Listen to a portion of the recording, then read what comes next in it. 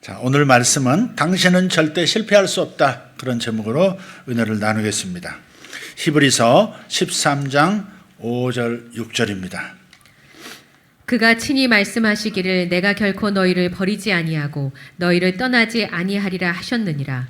그러므로 우리가 담대히 말하되 주는 나를 돕는 이시니 내가 무서워하지 아니하겠노라. 사람이 내게 어찌하리요 하노라. 아멘. 우리 다 같이 그가 친히 말씀하시기를 내가 결코 너희를 버리지 아니하고 너희를 떠나지 아니하리라 하셨느니라. 그러므로 우리가 담대히 말하되 주는 나를 돕는 이시니 내가 무서워하지 아니하겠노라. 사람이 내게 어찌하리요 하노라. 아멘. 다음 주 22일이죠. 다음 주 22일이면 이제 성탄절로 들어갑니다. 이 성탄절에 주어진 구세주 예수 그리스도의 이름은 임마누엘로 계시되었습니다. 임마누엘. 임마누엘의 뜻을 보면 임은 함께라는 뜻이고요. 누는 우리라고 하는 겁니다. 엘은 하나님입니다. 그래서 하나님이 우리와 함께 하신다, 그런 뜻이 임마누엘입니다. 임마누엘 성가대. 할렐루야. 하나님이 함께 하시는 성가대. 이 이름의 계시가 우리에게 큰 힘이 돼요. 왜요? 우리에게는 도도 말고 예수님의 임재만 있으면 되기 때문입니다. 그래서 날마다 모든 일에 그분의 임재를 누리는 삶이 얼마나 즐겁고 행복한 일인지 모릅니다. 성경을 보면 중풍병자 친구를 사람들에게 겹겹이 둘러싸인 예수님 앞으로 데려가기 위해서 지붕을 뚫는 의리남들 이야기가 나옵니다. 마가복음 2장에 나와요. 예수님의 임재 안으로 들어가기 위해서, 예수님의 현존 안으로 들어가기 위해서 무슨 짓도 불사하겠다, 그 태도, 그게 정말 마음에 듭니다. 하지만 여러분, 우리 이거 아십니까? 요즘에는 예수님을 만나기 위해서 험산줄령을 넘을 필요가 없습니다. 대양을 건널 필요도 없습니다. 이스라엘로 따로 갈 필요가 없습니다. 지붕을 뚫을 일도 없습니다. 지금 우리가 있는 이 자리에서 임마누엘 예수님, 그분이 우리와 함께 계십니다. 성경에 나오는 수사 의문문이 하나 있습니다. 읽고 외우시기를 제가 강권합니다. 로마서 8장 31절입니다. 만일 하나님이 우리를 위하시면 누가 우리를 대적하리요? 그 가로 안에 다른 번역본으로 읽으면 만일 하나님이 우리 편이시라면 누가 우리를 대적하리요? 여기서 이런 질문을 할 수 있습니다. 하나님이 정말로 나를 위하실까? 아직도 이렇게 묻는 신자들이 적지 않은 걸 보면 안타까워요. 성경은 이렇게 말하지 않습니다. 어쩌면 하나님이 우리를 위하실지도 모른다. 하나님이 우리를 위하시기를 원한다. 이렇게 말하지 않아요. 단순히 만일 하나님이 우리를 위하시면 누가 우리를 대적하리요? 이렇게 물을 뿐입니다. 하나님이 우리를 위하시면 누가 우리를 이기리요? 하나님이 우리를 위해 싸우고 우리를 변호하시면 누가 우리에게 맞서리요? 하나님께서 우리 편이시라면 그야말로 우리는 천하무적입니다. 또 질문합니다. 그런데 목사님, 과연 하나님이 나 같은 놈도 위해 주실까요? 우리 의식선상에서는 그런 질문이 없을지 몰라도 우리 감정적 흐름 안에서는 이런 질문을 누구나 합니다. 과연 하나님이 나 같은 사람도 위해 주실까요? 저는 무림한 신자지 하나님의 기준에 턱없이 모자란 사람입니다. 운전대만 잡으면 욕이 절로 나오고, 걸핏하면 처자식에게 화를 내고, 밥상도 뒤엎을 놈입니다. 저는 하나님이 위해 주실 만한 가치가 없는 인간이에요. 그런데 거룩하신 그분께서 과연 저 같은 놈도 위해 주실까요? 저는 이렇게 말씀드릴 수 있어요. 좋은 답을 얻을 수 있는 좋은 질문입니다. 하나님이 나 같은 사람도 위해 주실까요? 좋은 질문이에요. 왜냐하면 십자가에 그 답이 있기 때문에 그래요. 하나님의 아들 예수 그리스도께서 십자가 위에서 흘려주신 피 덕분에 하나님께서 저와 여러분을 위해 주시는 겁니다. 하나님이 실수투성인 당신을 위해 흘리신 주님의 그 보혈이 당신을 눈보다도 더 희게 씻으셨기 때문입니다. 사실 데밀의 영화 10개를 보신 적이 있는지 모르겠습니다. 아니면 애니메이션 영화 이집트 왕자는 본 적이 있으신지 모르겠어요. 6월절 밤에 출애굽하던 그 6월절 밤에 어떤 일이 벌어졌는지 기억해 보시기를 바랍니다.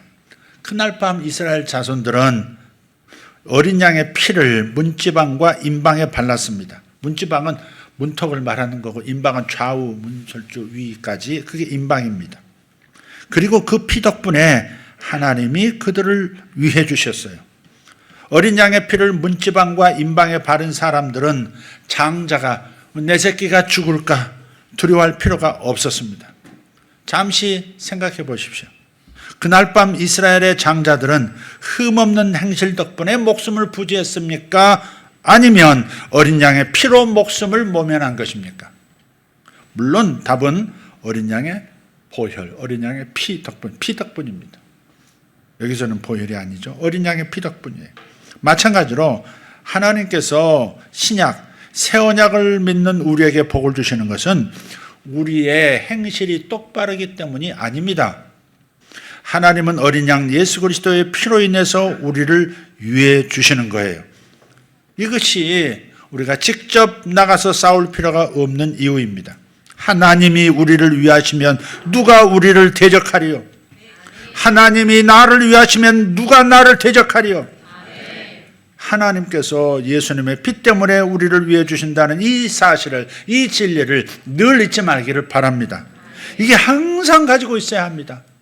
우리의 적은 외부에 있지 않아요. 나의 인생의 적은 내 뇌 안에 있어요. 내 뇌 안에 있어요. 그래서 예수님의 피 때문에 하나님이 나와 함께 해주시고 나를 위해 주시고 나의 편이 되어 주신다는 이 진리, 이것을 항상 상기해야 하는 겁니다. 완벽히 거룩하고 의로우신 분이 예수님의 보혈을 보아서 우리 편을 들어주시는 겁니다. 예수님의 피 덕분에 하나님의 과분한 은혜와 하늘의 모든 보화가 다 우리의 것입니다. 자, 이런 마당에 감히 누가 우리에게 맞서겠습니까? 그 어떤 질병이나 장애, 빚쟁이, 모함, 험담도 우리를 이길 수 없습니다. 이사야 54장 17절 말씀. 너를 치려고 제조된 모든 연장이 쓸모가 없을 것이라. 일어나 너를 대적하여 송사하는 모든 혀는 내게 정죄를 당하리니 이는 여호와의 종들의 기업이요 이는 그들이 내게서 얻은 공이니라. 여호와의 말씀이니라. 아멘. 다시 질문. 목사님, 예수님은 착한 사람, 착한 일 많이 한 사람과 함께 해주시는 거 아닐까요? 저처럼 별로 한 일도 없는 사람, 이 사람을 위해서 예수님이 함께 해주실까요? 하나님은 자선과 친절을 많이 베푼 사람만 위하시는 그런 하나님 아니실까요? 가난한 사람에게 적선도 많이 하고 이웃을 위해 희생해야 하는 그 사람에게 하나님의 은혜가 찾아오는 것 아닐까요? 답은 전혀 그렇지 않다입니다. 전혀 그렇지 않습니다. 하나님이 우리의 행실을 봐서 우리와 함께 해주실지 말지 결정하시는 게 아니에요. 하나님은 우리의 착한 행실을 조건으로 내것인다. 이 생각은 철저히 우리 중심적인 생각입니다. 하나님의 사랑은 무조건적입니다. 조건이 없습니다. 하나님은 규칙이 아닌 관계를 원하세요. 하나님은 규칙을 원하시는 게 아니에요. 관계를 원하세요. 반면에 율법주의는 규칙을 잘 지켜야 하나님의 은혜를 상으로 얻는다고 말합니다. 따라서 율법의 중심은 우리 자신인 거예요. 우리 자신이 기특한 짓을 해야 하나님이 은혜를 내리시고 우리를 위해 주신다는 겁니다. 언제부턴가 기독교는 인간적인 노력이 하나님의 은혜와 기도 응답을 얻는 열쇠라는 메시지를 전하고 있습니다. 하지만 정말로 우리가 선행으로 하나님의 은혜를 얻어낼 수 있는 것일까요? 과연 하나님이 우리의 자격을 봐서 기도에 응답해 주시는 것일까요? 다시 질문. 과연 하나님이 우리의 자격에 따라 우리를 위해 주시는 것 맞습니까? 아니면 예수님의 자격이 관건일까요? 이 질문이 정말로 중요합니다. 하나님은 은혜를 통해 모든 것을 거저받으라고 하시는데 왜 굳이 자격증을 내밀려고 하는 것입니까? 하나님은 그저 내가 다 이루었으니 가져다 누려라라고 말씀하시는데 왜 자격증이 있고 없고를 굳이 따지는 것입니까? 선한 봉사, 성경 읽기, 기도, 금식, 교회 봉사가 다 부질없는 짓이라고 지금 제가 말하고 있는 게 아니에요. 단지 이런 것들은 율법주의적인 의무감이 아니라 순수하게 마음에서 우러나와 하라는 말입니다. 생각해 보세요. 배우자가 억지로 당신과 함께 해주기를 바라십니까? 아니면 순수하게 당신이 좋아서 내 남편, 내 아내 좋아서 떨어지지 않으려고 하기를 원하시나요? 하나님의 마음이라고 무엇이 다르겠습니까? 우러나오는 것이라야 받음직한 것이고 기쁘고 행복한 것이죠. 의무에서 나오는, 규칙에서 나오는, 그래서 거기서 오는 보상으로서 행복을 얻으려고 하는 것, 이거야말로 율법주의의 극치입니다. 예수님은 율법주의에서 비롯한 노력은 거들떠보지도 않으십니다. 우리가 자발적으로 그분과 동행하고 그분의 지혜를 얻기 위해서 자발적으로 그분의 말씀을 가까이 할 때 그분이 진정으로 기뻐하시죠. 기도를 하는 게 그런 거예요. 하루에 성경 읽기, 큐티 할당량 채우는 게 문제가 아닙니다. 정해진 기도 시간을 채우거나 며칠 이상 금식을 해야 복을 받을 자격이 생기는 게 절대 아닙니다.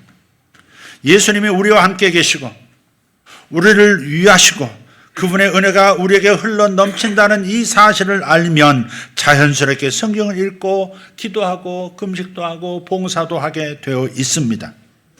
그러니까 먼저 은혜를 깨닫는 것, 하나님의 무조건적인 사랑을 깨닫는 것이 중요한 것이죠. 그 은혜를 받을 때, 은혜를 누릴 때 하나님을 향한 감사와 봉사와 섬김과 희생도 가능한 것이, 이것이 온전한 순환이죠. 조건 없이 넘치게 쏟아주시는 사랑을 알게 되면 그분의 음성을 듣고 그분의 얼굴을 찾으려고 애쓰게 되어 있습니다. 기도한다 그 말이에요. 자신의 지식을 의지하지 않고 전심으로 하나님을 신뢰하게 되어 있습니다.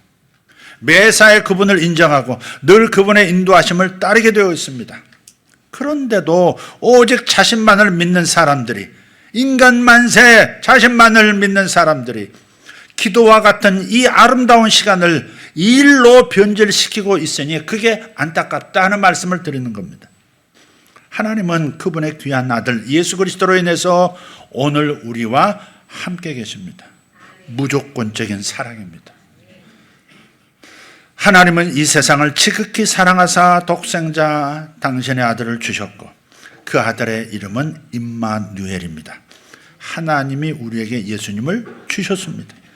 그래서 예수님의 임재는 하나님께서 거저주시는 선물입니다.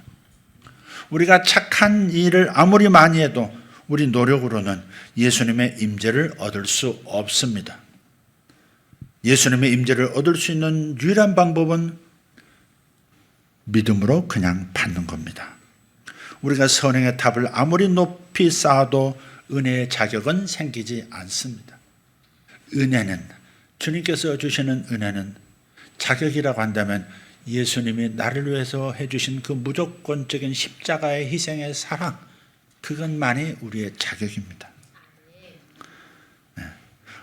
그래서 예수님의 임재, 임마누엘은 공짜 선물입니다.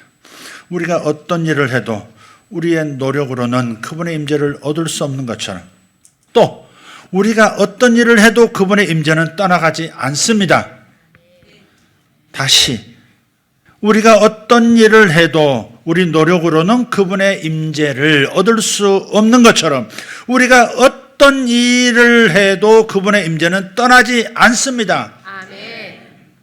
나 자신만 봐도 떠나셨어도 진작 떠나셨고 떠나셨어도 몇 번을 떠나셨어야 할 사람이 접니다. 여러분 얼마나 다르실까? 자신 있으신가요?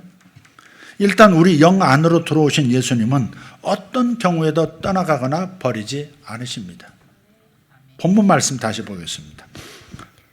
그가 친히 말씀하시기를 내가 결코 너희를 버리지 아니하고 너희를 떠나지 아니하리라 하셨느니라. 그러므로 우리가 담대히 말하되 주는 나를 돕는 이이시니 내가 무서워하지 아니하겠노라. 사람이 내게 어찌하리요 하노라. 또다시 질문. 하지만 목사님, 제가 죄를 지으면 예수님이 떠나시는 것 아닌가요? 제가 죄를 지으면 주님 당연히 떠나시는 거 아닌가요? 그렇지 않습니다. 오히려 예수님은 늘 내 곁에 계셔서 나를 격려하고 온전하게 회복시켜 주십니다. 떠나가시는 게 아니라 떨어진 상태의 나를 다시 붙잡아 일으켜 주시는 일을 하기 위해서 내 곁에 더욱 밀착하시는 분입니다. 하지만 저는 그런 은혜를 받을 자격이 없어요, 목사님. 맞는 말입니다. 자격 없어요. 그래서 주님의 은혜는 언제나 이치에 맞지 않는 무상으로 주시는 은혜, 이해할 수 없는 은혜입니다. 하나님의 은혜는 이해할 수가 없습니다. 그래서 우리는 그렇게 찬양하죠. 나 같은 죄인 살리신, 나 같은 죄인 살리신 주 은혜 놀라와. Amazing Grace. 나 같은 죄인 살리신 이해할 수 없는 은혜, 이치에 맞지 않는, 어쩌면 이렇게 거저주시는 은혜, 이해할 수 없는 은혜입니다. 우리가 넘어질 때마다 곁에 계신 예수님, 그 예수님이 붙잡아 주시는 거예요. 시편 37편 23절 24절도 말씀합니다. 여호와께서 사람의 걸음을 정하시고 그의 길을 기뻐하시나니 그는 넘어지나 아주 엎드러지지 아니함은 여호와께서 그의 손으로 붙드심이로다. 아멘. 그는 넘어지나 아주 엎드러지지 아니하는 이유는 여호와께서 그의 손을 붙들어 주시기 때문이다. 세상 친구들은 쉽게 등을 돌리지만 예수님은 결코 우리를 서운하게 하시는 법이 없습니다. 그래서 참으로 의지할 만한, 신뢰할 수 있는 분이십니다. 심지어 우리가 그분을 실망시켜도 그분은 변함없는 손으로 우리를 다시 일으켜 세워주시는 것을 믿으시기 바랍니다. 성경은 말해요.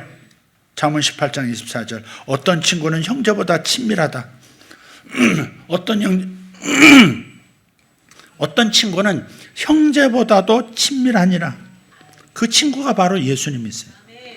우리가 구약의 모세 율법 아래 놓여 있었던 시절도 있었습니다. 그때는 하나님이 철저히 순종하는 자와만 함께 해주셨습니다. 그래서 우리가 구약에 의존하지 말아야 되는 까닭이 여기 있는 겁니다. 구약 시대는 철저히 순종하는 자와만 함께 해주셨어요. 만약 죄를 지으면 그 즉시 하나님이 떠나셨습니다. 하지만 지금은 전혀 다른 언약의 시대예요. 이걸 항상 구분할 수 있어야 돼요. 전혀 다른 계약이 맺어졌어요. 이제 하나님은 어떤 경우에도 우리를 떠나지 않으십니다. 왜일까요? 예수님이 십자가 위에서 이루신 일 때문입니다. 십자가 위에서 예수님께서는 우리를 위한 번제물이 되셨어요. 십자가 위에서 그분은 우리 죄를 대신 짊어지시고 우리가 받아 마땅한 형벌을 감당하셨어요. 우리가 죄를 향한 하나님의 심판이 예수님께 임한 거예요. 우리의 죄를 향한 심판이 예수님께 다 쏟아부어진 거예요. 그분이 십자가 위에서 아버지께 버림을 받은 그 덕분에 오늘 우리가 하나님의 끊임없는 임재를 함께 해주시는 은혜를 누릴 수 있게 된 것입니다. 마태복음 27장 46절에 나의 하나님 나의 하나님 어찌하여 나를 버리셨나이까. 엘리 엘리 라마 사박다니 내 하나님 어째서 나를 버리십니까. 예수께서 이렇게 울부짖으신 것은 우리에게 상황을 정확히 인식시키기 위함이었다고 저는 생각해요.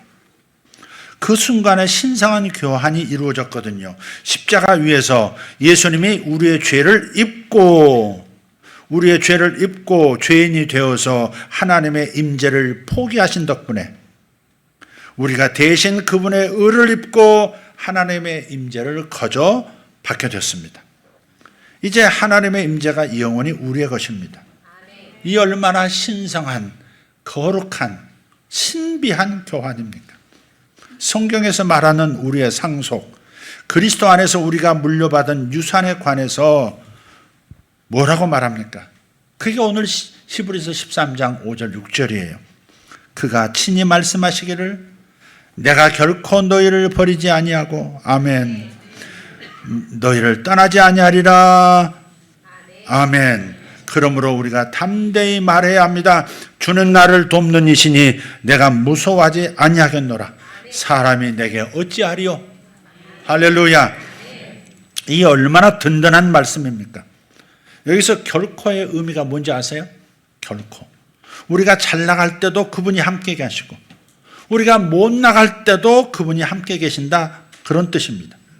우리가 기쁠 때도 그분이 함께 계시고 우리가 슬플 때도 함께 계십니다. 잘할 때도 그분이 함께 해주시고 심지어 우리가 잘못을 저질러도 그분이 함께 계십니다. 이해할 수 없는 은혜라니까요. 십자가의 그 피를 바라보시기 때문에 나를 보시는 것이 아니라 내 위에 덧입혀진 예수의 의의 옷, 십자가의 그 보혈을 보시기 때문에 그래서 떠나질 수 없는 거예요. 바로 이것이 예수님이 말씀하신 결코의 의미입니다. 혹시 여러분이 아직도 납득을 못하겠다면 헬라어 원문을 한번 제가 제시할 테니까 이걸 들어보시면 생각이 달라질 수 있어요. 내가 결코 너희를 버리지 아니하고 너희를 떠나지 아니하리라, 이 말씀의 원문은요, 가장 강한 의미의 부정을 담은 헬라어가 있어요. 그게 우메예요. 우메. 헬라어를 얘기해서 죄송합니다. 우메. 이중 부정문으로 처리되어 있어요. 이중 부정. 그러니까 우메는 결코를 말하는 거예요. 우메, 결코. 따라서 하나님은 내가 결코 너희를 버리지 아니하고 결코 너희를 떠나지 아니하리라, 이렇게 말씀하신 것입니다. 그래서 예수님은 언제나 우리와 함께 계세요. 이 사실을 마음 깊이 새기기를 바랍니다. 하나님은 절대 저와 여러분을 버리지 않으십니다. 떠나지 않으십니다. 아멘. 하나님의 임재를 잃을 수도 있다는 말, 우리가 잘못하면 하나님의 임재를 잃을 수도 있어요, 이런 말은 허튼 소리니까 들을 필요도 없습니다. 정말 허튼 소리고 정말 우리를 좌절시키는 사악한 말입니다. 신약의 사람이 아닙니다. 그런 말을 하는 사람은. 하나님의 임재를 잃을 수도 있다. 하나님은 결코라고 말씀하시면서 당신은 절대로 거짓말할 수 없으신 분이라는 것을 강조하고 계세요. 거듭난 신자에게, 거듭난 성도에게 하나님의 임재는 변함없는 상수예요. 상수는 항상 있어야 하는 거죠. 상수. 따라서 상황에 따라서 하나님의 임재를 판단하셔서는 안 됩니다. 내 상황, 주변 상황 따져서 하나님이 함께 하신다, 함께 하지 않으신다 판단해서는 안 돼요. 지난 금요일에도 나누었듯이 요셉은 아름다운 여주인의 유혹을 단호하게 뿌리쳤습니다. 이런 유혹이 있으면 단호하게 뿌리치길 바랍니다. 네, 뿌리쳤어요. 그러자 앙심을 품은 여주인은 요셉을 강간 미소로 소리쳐서 고소한 뒤에 그가 도망치면서 남기고 간 옷을 증거물로 내놨습니다. 이거 봐, 얘가 나를 겁탈하려고 하다가 지금 소리치니까 옷 벗은 채로 도망갔어. 이게 아내 이야기만 들은 주인은 당장 요셉을 체포해서 모든 권한을 빼앗고 감옥에 쳐넣었습니다. 요셉의 이 상황을 보면 정말 지긋지긋한 인생입니다. 형들에게 밀려서 구덩이에 떨어졌던 그 요셉, 그 아픔이 아직 가시기도 전인데 또다시 지하 감옥에 떨어지는 겁니다. 보통 같으면 원망 품고 하나님께 화를 냈을 거예요. 도대체 하나님은 어디 계신가? 어떻게 나를 이토록 비참하게 버리실 수가 있어? 도대체 정의는 다 어디로 간 거야? 근데요, 요셉은요, 아무리 읽어봐도 평범한 사람이 아니었어요. 평범한 사람이 아니에요. 그러나 하나님이 결코 자신을 버리지도 떠나지도 않으신다는 사실을 잘 알고 있었어요. 그래서 요셉은 눈앞의 상황이 아닌 하나님께만 시선을 고정한 겁니다. 비천한 노예였다가 고위 관리의 집안 전체를 돌보는 책임자로, 그리고 다시 감옥에서 평생 썩을 수밖에 없는 죄수 신세로. 하지만 요셉은 상황에 따라서 하나님이 함께 하시고 하시지 않고를 평가하지 않습니다. 일말의 원망도 그래서 품지 않고요, 하나님 안에서 소망을 잃지 않았습니다. 눈앞에 닥친 상황이 아니라 오직 하나님께만 시선 고정. 고린도후서 4장 18절, 우리가 주목하는 것은 보이는 것이 아니요 보이지 않는 것이니. 우리 신자라면 시선을 고정해야 할 초점이 보이는 것이 아니요 보이지 않는 것이어야 하는 줄 믿습니다. 보이는 것은 잠깐이요 보이지 않는 것은 영원함이라 했어요. 보통 사람 같으면 믿음도 삶도 다 내던졌을 거예요. 그런데 그는 주님의 임재 안에서 반드시 성공할 줄로 굳게 믿었습니다. 아니나 다를까 하나님은 결국 요셉을 구해 주셨어요. 하나님이 요셉에게 어떻게 해주셨는지 한자 한자 다시 한번 유심히 한번 읽어보겠습니다. 창세기 39장 21절에서 23절입니다. 여호와께서 요셉과 함께 하시고 그에게 인자를 더하사 간수장에게 은혜를 받게 하시매 간수장이 옥중 죄수를 다 요셉의 손에 맡김으로 그 재반 사물을 요셉이 처리하고 간수장은 그의 손에 맡긴 것을 무엇이든지 살펴보지 아니하였으니 이는 여호와께서 요셉과 함께 하심이라. 여호와께서 그를 범사에 형통하게 하셨더라. 아멘. 요셉은 자신의 현재 상황이 노예인지 죄수인지 그건 중요하지 않았어요. 그게 중요한 게 아니에요. 보이는 게 중요한 게 아니었어요. 보이지 않는 게 중요했죠. 우리의 삶도 마찬가지. 하나님의 은혜가 임하면 우리의 삶은요, 마치 물놀이하는 튜브와 같아져요. 물놀이하는 튜브. 자연적인 상황이 아무리 우리를 무겁게 짓눌러도 우리는 곧바로 이내 물 위로 다시 떠오릅니다. 튜브처럼. 어른이 눌러도 애가 눌러도 바위가 눌러도 곧바로 다시 위로 떠올라요. 물놀이 튜브와 같아요. 따라서 현재 상황에 낙심할 까닭이 전혀 없습니다. 여러분 상황이 암울해 보이시는 분이 계십니까? 앞이 캄캄하세요? 하지만 아직 인생이 끝난 것이 아닙니다. 인생이 끝난 게 아니에요. 주님은 오늘 우리에게 이런 말씀을 주고 계신다고 믿습니다. 포기하지 마라. 아직 끝난 게 아니야. 포기하지 마. 아직 끝난 게 아니야. 그림 한번 보실래요?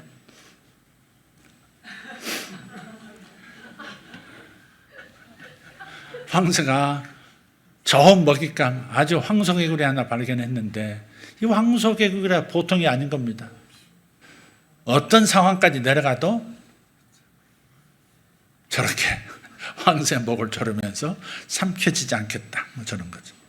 절체절명의 위기처럼 보이는 순간이 사실은 더 큰 차원으로 도약하기 위한 발판일 경우가 많습니다. 꺼라 이제. Don't give up. 요셉에게 닥친 위기가 하나같이 그랬어요. 굴곡 많은 요셉의 인생에 잔뜩 묻은 하나님의 지문을 한번 발견해보고 테이프를 막 돌려가지고 요셉이 어떻게 살았나 창세기 39장 쭉 한번 42장 쭉 한번 읽어보세요. 요셉이 형들에게 배신을 당하지 않았다면 노예로 팔려가지 않았을 거예요. 노예로 팔려가지 않았다면 보디발의 집에 들어가지도 않았을 거예요. 보디발의 집에 들어가지 않았다면 왕의 죄수들만 가두는 특수감옥에 갇히지 않았을 겁니다. 특수감옥에 갇히지 않았다면 두 고관대작의 꿈을 해석하지 않았을 거고 그들의 꿈을 해석하지 않았다면 2년 뒤 바로의 꿈을 해석하라고 불려가지 않았을 거예요. 바로의 꿈을 해석하지 않았다면 애굽 전체의 총리로 승진하지 못했을 것입니다. 바로는 이렇게 말합니다. 창세기 41장 39절에서 41절. 하나님이 모든 것을 내게 보이셨으니 너와 같이 명철하고 지혜 있는 자가 없도다. 너는 내 집을 다스리라. 내 백성이 다 내 명령에 복종하리니 내가 너보다 높은 것은 내 왕좌뿐이니라. 바로가 또 요셉에게 이르되 내가 너를 애굽 온 땅의 총리가 되게 하노라. 아멘. 과연 하나님은 요셉의 가장 어두운 순간을 가장 밝은 순간으로 바꿔주셨습니다. 구덩이에서 왕궁으로, 지저분한 길바닥에서 국회의사당으로, 땅콩밭에서 백악관으로 높아진 요셉.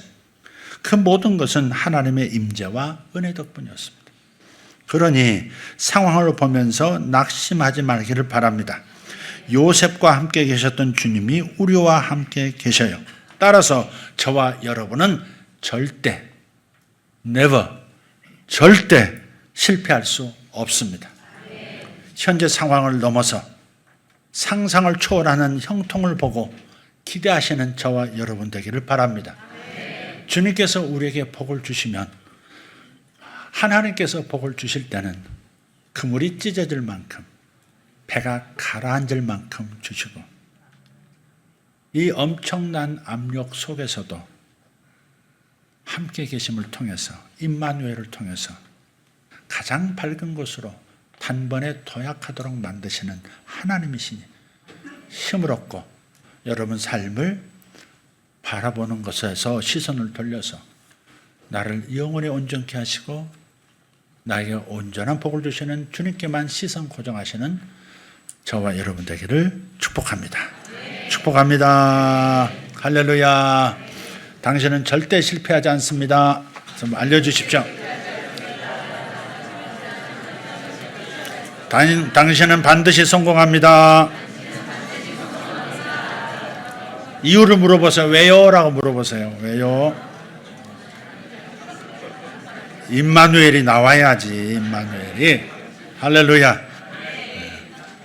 여러분, 아내 되시는 분들은 남편의 눈을 똑바로 쳐다보면서 당신은 절대 실패하지 않아요. 아내들은 남편을 향해서 똑바로 쳐다보고 당신은 절대 실패하지 않을 거예요. 다 이상가족입니다. 네. 기도하겠습니다. 하나님 감사합니다. 내가 결코 너희를 버리지 아니하리라. 내가 결코 너희를 떠나지 아니하리라.